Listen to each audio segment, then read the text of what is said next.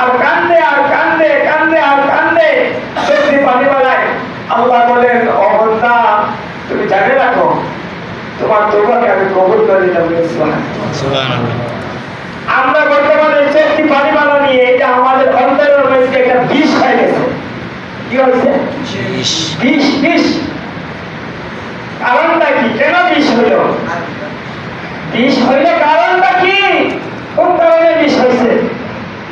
বিষ হয়েছে আমার অন্তরের মধ্যে আমি জুলুম করতে করতে করতে করতে এক উপরে ছাই বানাই বানাই দিছি, যার কারণে আমার অন্তর থেকে কোনো কিছু আল্লাহ আমার এত সুন্দর ডাক শুনলে, নবীর কথা শুনলে, সাহাবায়ে কেরামের কষ্ট শুনলে, নবীদের কষ্ট শুনলে আমার দিন নরম হয় না। কেন নরম হয় না? এই যে জুলুম করতে করতে নিজের মন চাহে চলতে চলতে সম্পূর্ণ জিনিসকে ছাই করে দিচ্ছে।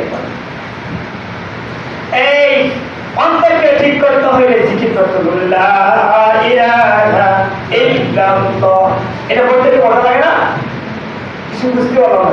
লা ইলাহা ইল্লাল্লাহ, লা ইলাহা ইল্লাল্লাহ। তোমরা আপনি লা ইলাহা ইল্লাল্লাহ পড়বেন, জিকির করবেন, এটা সবচেয়ে বড় উত্তম কলিমা। আল্লাহ রাব্বুল আলামিন দয়া করে মায়া করে বান্দার জিকির শুনে, অন্তরের মধ্যে জিকির শুনে তার অন্তরকে আস্তে আস্তে পরিষ্কার করে দিয়ে একবারে জলজল করে দিয়ে ঈমানওয়ালা, আমলওয়ালা, ইখলাসওয়ালা, তাকওয়াওয়ালা, বর্তকি ফরজগারওয়ালা বানায়া তাকে কবরের মধ্যে বাড়াইতে হবে। সুবহানাল্লাহ। এটা কেমনে আসবে বলেন তো? পরিশ্রমের মাধ্যম কি? কিসের কি? পরিশ্রম। কিসের মাধ্যমে বলেন না কেন? পরিশ্রম। তো পরিশ্রম কেমনে হয়? দুই তিনজনকে ধরিয়ে বান্ধি আপনাকে মসজিদের মধ্যে আনবে, দেখাই ঢুকাইয়া মারিয়া সারিয়া নাকি বাড়ির মধ্যে উঠাইবে বুঝা কেটাইয়া, এটা কি নিয়ম? বলে না, এটা কি নিয়ম নাকি?